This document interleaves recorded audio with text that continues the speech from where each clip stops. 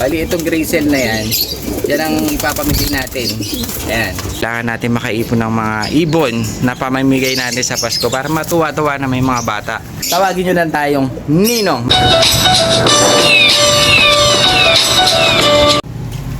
Yan, bali pupuntahan natin ngayon yung ating stock bird, mga singko. Dahil may kukunin tayong ibon. Kukunin tayong ibon doon sa stock bird natin. Dahil doon ko muna siya nilagay. At dahil meron din akong ipapakita sa inyo.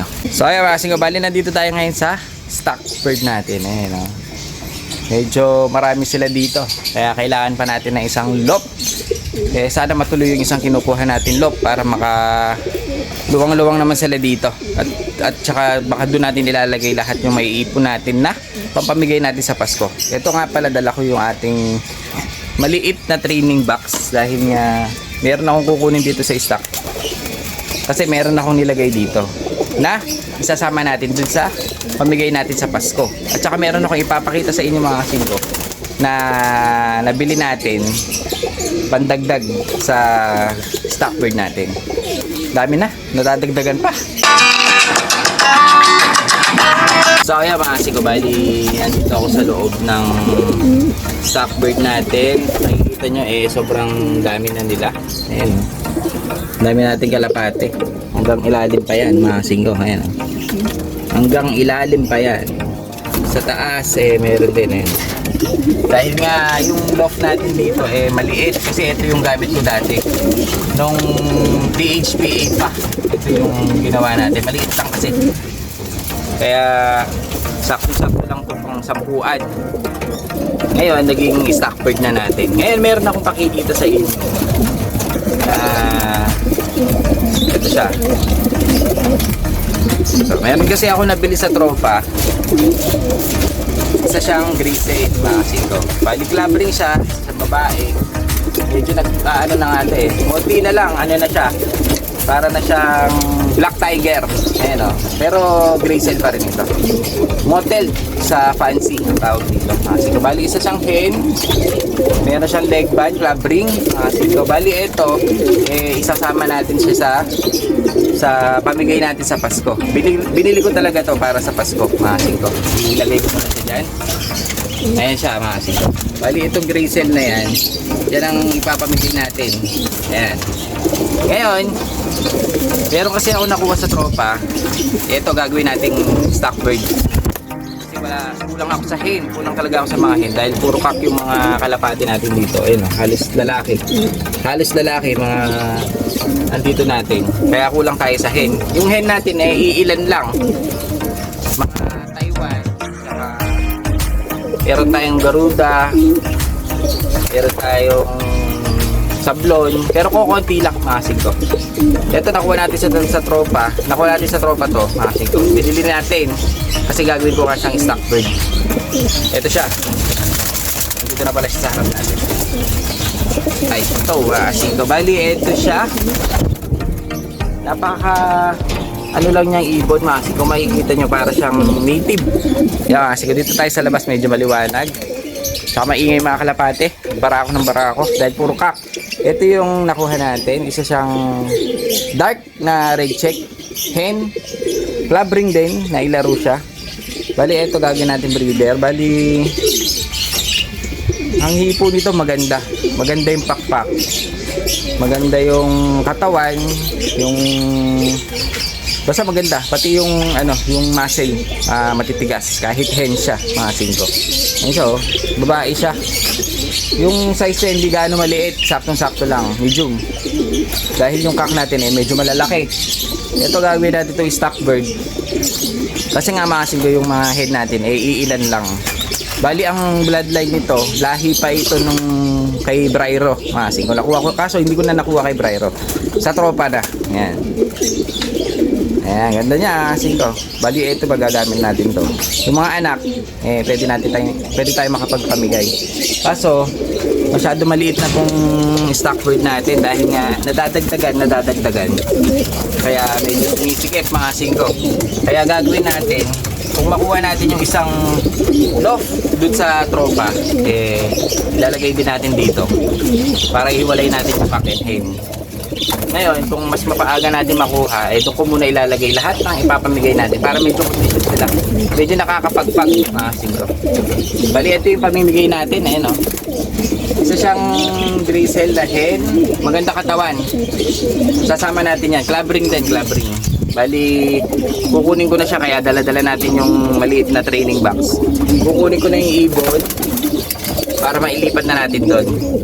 Para nakikita natin, na-update ko kayo kung ano yung mga nadadagdagan doon sa pamimigay natin. Kasi baka gusto nyo kasing ibon na sa mga ipapakita natin, sa mga makukuha pa natin, baka mayroon kayong gusto, pwede kayong pumunta dito. I-announce ko naman kung anong oras at saka kung kailan natin sila ipamimigay. Bago Pasko yan mga singko, bago Pasko. Para matuwa-tuwa naman yung mga bata dito at saka yung mga kalapatids natin. So yan, dami na nating ibon. Pakita ko na lang sa inyo dahil bihira din ako makapunta dito. Kasi ang nagpapakain dito si Gobrea. Makita nyo naman yung katuka niya. Ayan, sobrang dami.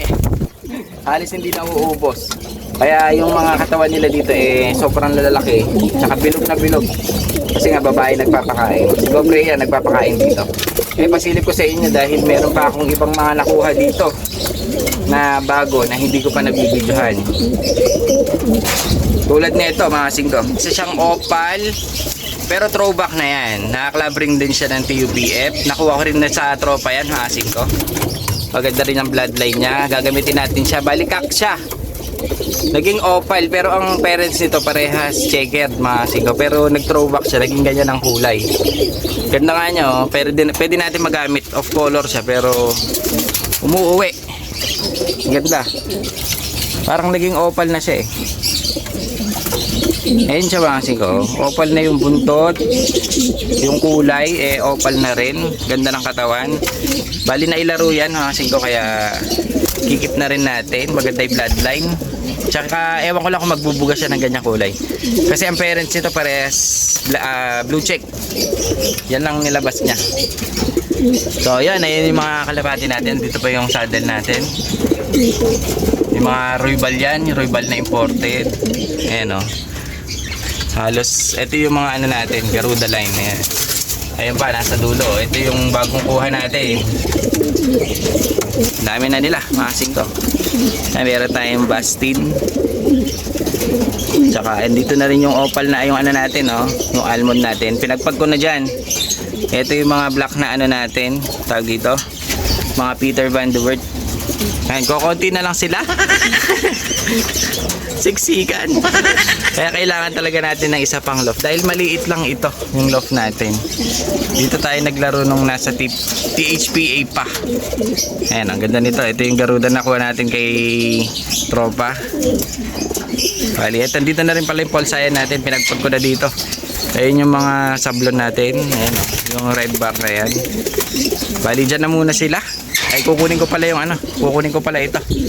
Dahil nga ilalagay ko na doon sa ating pampamigay sa Pasko.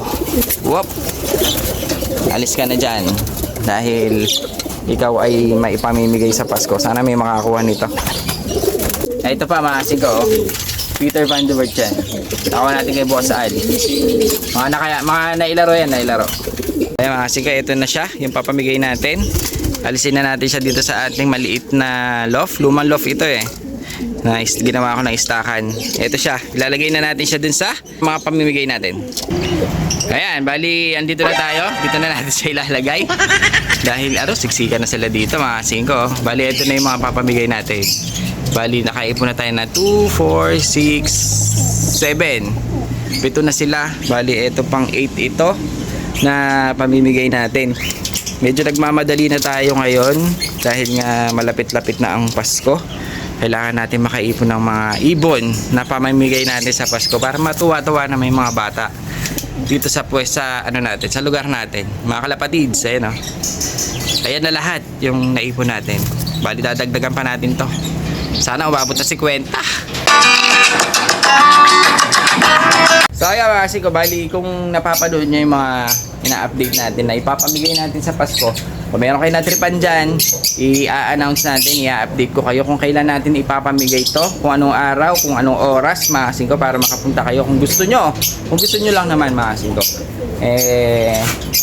Alam niyo naman yung mga nakukuha natin. Syempre may budget din tayo para dito. Kaya pag may oras pa, medyo papasyal ako sa mga tropa para makakuha ng mga magagandang ibon na ipapamigay natin sa Pasko, mga kasing ko. Bali, sa ngayon, ito pa lang sila. 8 pieces pa lang sila dahil yung isa nagkasakit kaya hiniwalay na natin. Bali 8 pa rin sila ngayon, mga kasing ko. So yun, sa mga gustong pumunta, abangan nyo kung kailan yan, mga kasing ko. At madadagdagan pa yan. Araw-araw, sana may makuha tayo. At ipapakita ko sa inyo para meron kayo maispatan kung sakali meron kayo nakursunadahan. Pwede kayo pumunta dito, di ba? Dahil ngayon darating na Pasko, magpapamigay talaga tayo ng mga kalapate. At hindi lang yan, meron pa tayong pabunot. Abangan nyo kung ano yan, mga kasing ko, dahil tawagin nyo lang tayong Ninong. Magmamano kayo sa akin, mga kasing ko. Ha ha ha! Ay, Santa Claus pala yun.